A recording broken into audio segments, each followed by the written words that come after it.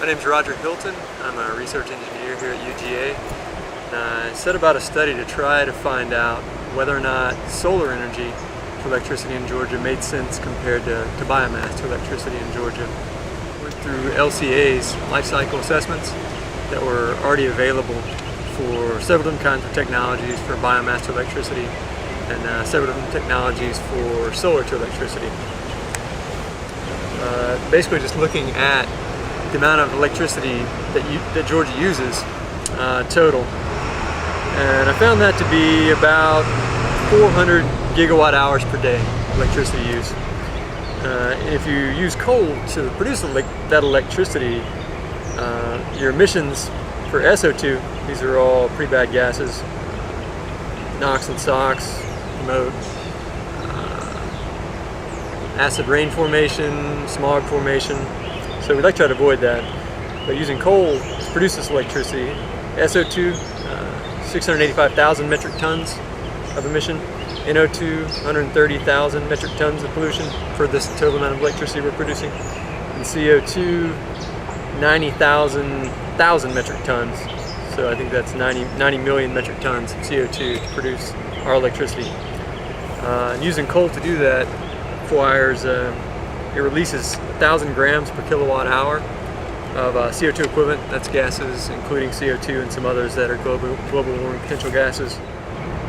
Using a 2-axis tracking collector, just a standard sort of solar panel that collects electricity, or collects solar energy, both vertical axis and horizontal axis, could collect 6.6 kilowatt hours per meter squared per day.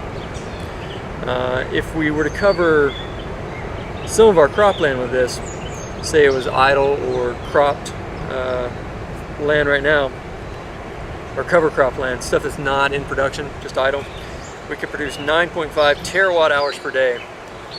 And we only use 378 gigawatt hours per day.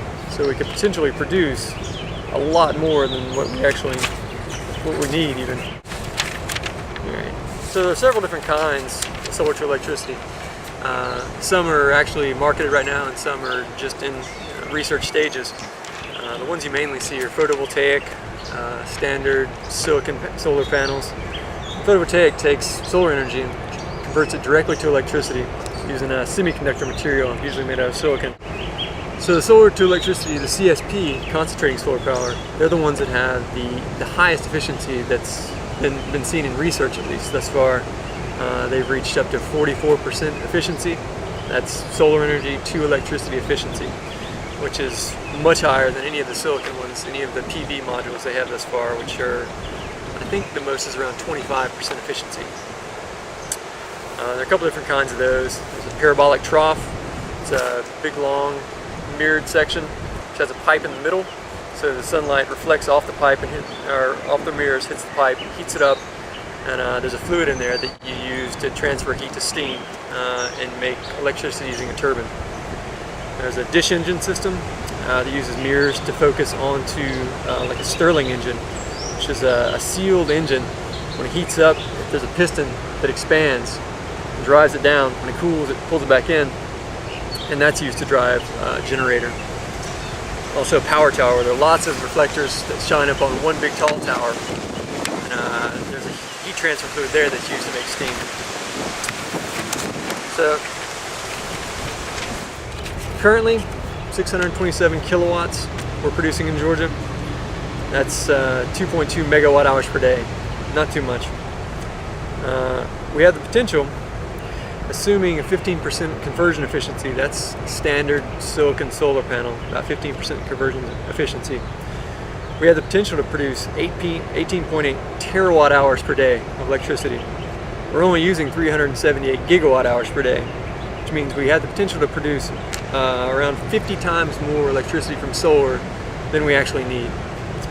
That's pretty substantial compared to biomass, using all the resources right now that aren't used for food or different products. The leftover biomass, I think we can produce about 9% of all our electricity needs. So 50 times what we need compared to only 8%. Solar makes a lot of sense. If you look at that in terms of per capita, how much each person needs, It turns out to be about 200 meters squared of just land area for solar panels for each person. And that has made some assumptions there: 13% efficiency and various setups, including 2-axis tracking, 1-axis tracking, and also just on roofs, flat. So at 200 meters squared per person, assuming 9.4 million people in Georgia, we would need 1,873 kilometers squared to produce all our electricity needs. And that's 1.3% of our land area. A lot of solar resource throughout the year, and we also have a high electricity need. Just getting this higher technology to market, higher efficiencies, and also there's going to be some biomass as well. But solar is, I think, going to be the future for electricity in Georgia. We could produce all of the United States electrical power needs using 100 miles by 100 miles square area. And I believe that would be a silicon solar panel, about 15% efficiency.